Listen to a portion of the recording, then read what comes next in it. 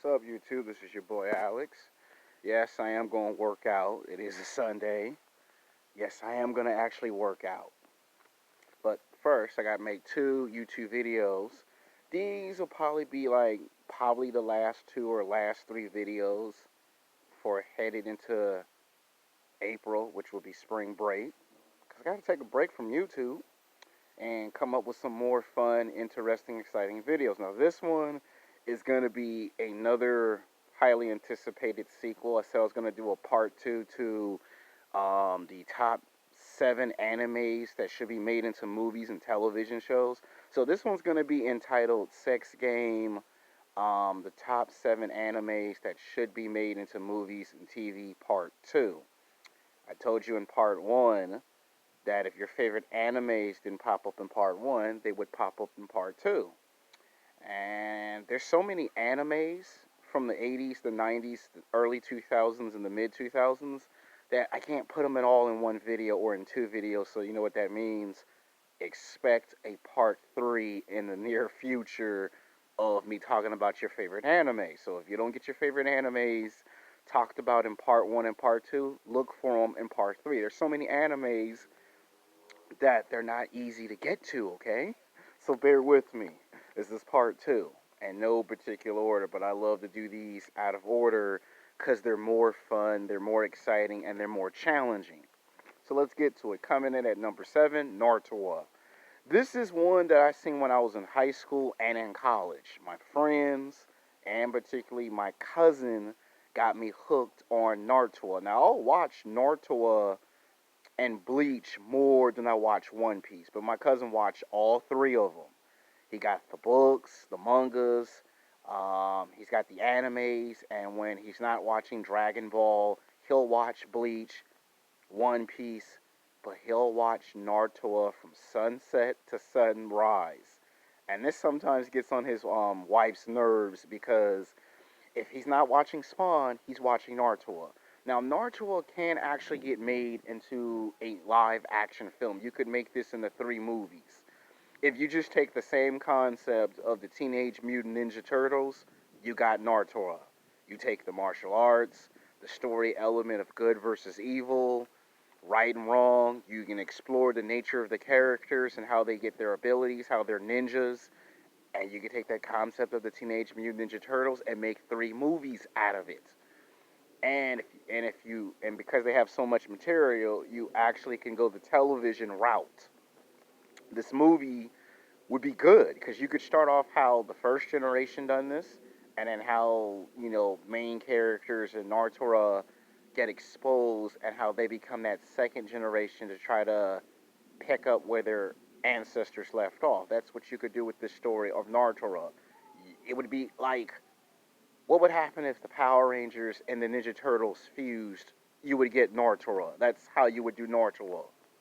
I'm not even saying the name correct, but you know what I mean when I say Naruto, Naruto.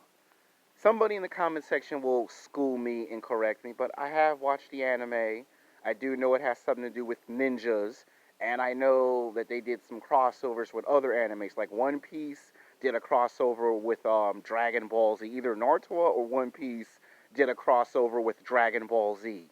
Some of you people may have never seen the anime crossover, but all you do is type up the on YouTube Dragon Ball Z, Naruto, or One Piece, and it'll actually show you a crossover episode of those characters meeting each other. So yeah, coming in at number 6 is the Big O. Now this is one of my huge favorite animes. It's got 4 seasons, 3 animated movies.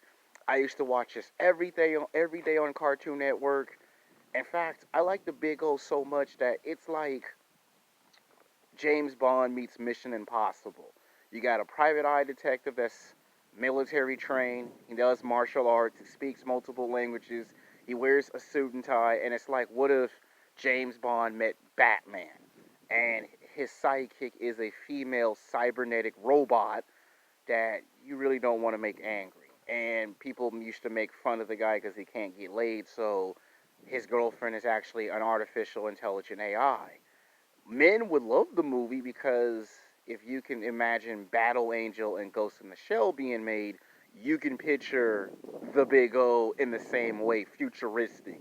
It would be like a futuristic Batman or a futuristic James Bond. The guy's fighting crime, he's fighting terrorists, but his female companion is a cybernetic female AI who does try to get him to learn how to release his feelings, and there's another girl that he has a crush on, but she rejects him. So actually, there's two girls in his life. One cybernetic and an actual female that he got rejected by. But this would be futuristic, and if you just take the concept of Battle Angel and Ghost in the Shell, this movie's actually possible to be made into a movie, movies, or a television show.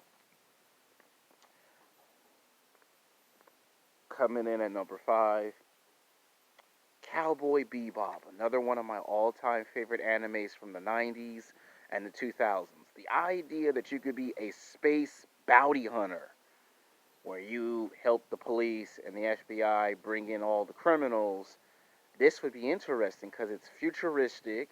It's a guy that used to be a part of a bad crime organization, and he smokes a lot of cigarettes, and he's in his late 30s, mid 30s, and he likes to do Jeet Kune Do martial arts.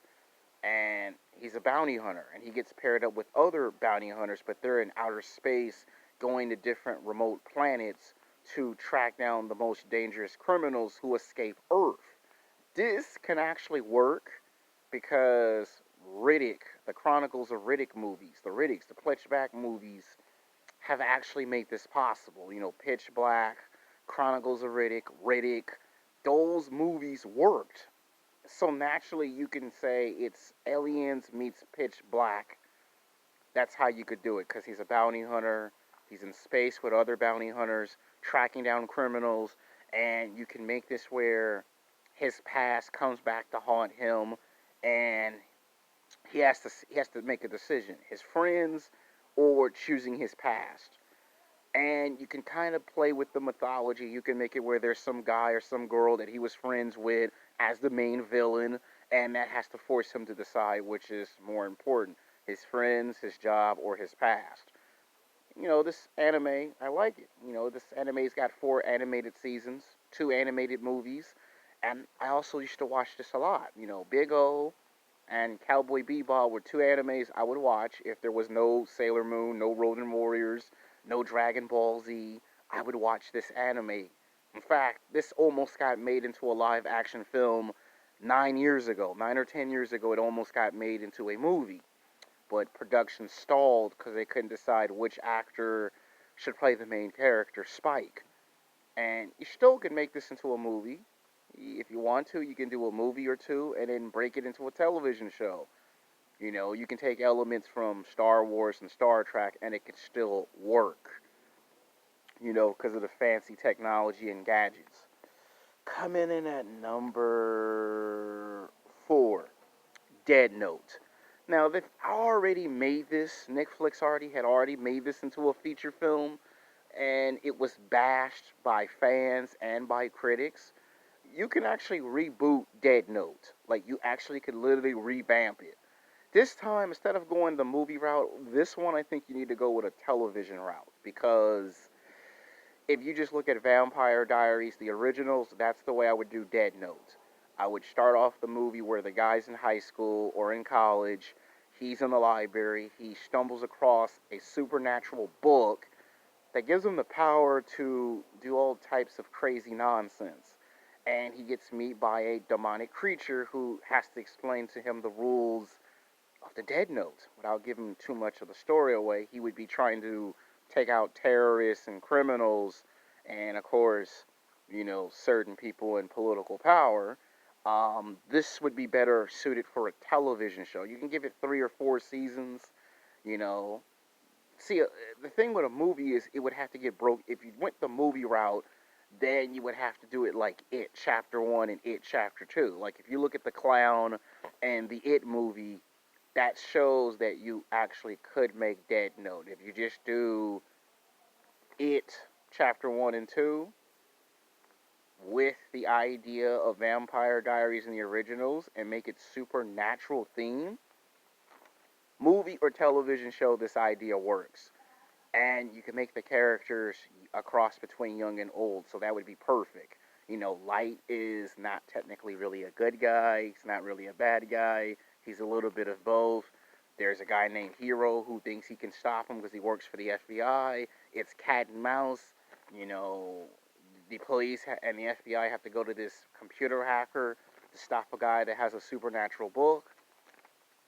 Yeah, that would actually work. That would actually be something new and different for audiences. Coming in at number 3, Inuyasha. Now, this is one of my also favorite animes. It's got a lot of action, a lot of storytelling. Unlike Dragon Ball, it's the only anime that can do both action and very good storytelling. The idea that a Japanese girl falls down a water well and ends up 40 or 50 or 100 years back into the past of Furino, Japan, and meets Inuyasha is incredible. She discovers she's a demon hybrid, half human, half demon, and she discovers she's the reincarnation of his true love. This would be, this would kind of be like, what if this was True Blood meets Twilight? Twilight, because of all the love and, romance, and True Blood because of all the gore and blood and violence. So this would probably be one of those movies that if you made it PG-13, yeah. And you could go the Blade route with this. You could make Inuyasha like Blade, a local legend that fights supernatural creatures. You could actually literally make him Blade. And who keeps Blade in line? Whistler, right? If there's no Whistler, Blade doesn't function, right? Well, if there's no Kolomi, Inuyasha doesn't function. So you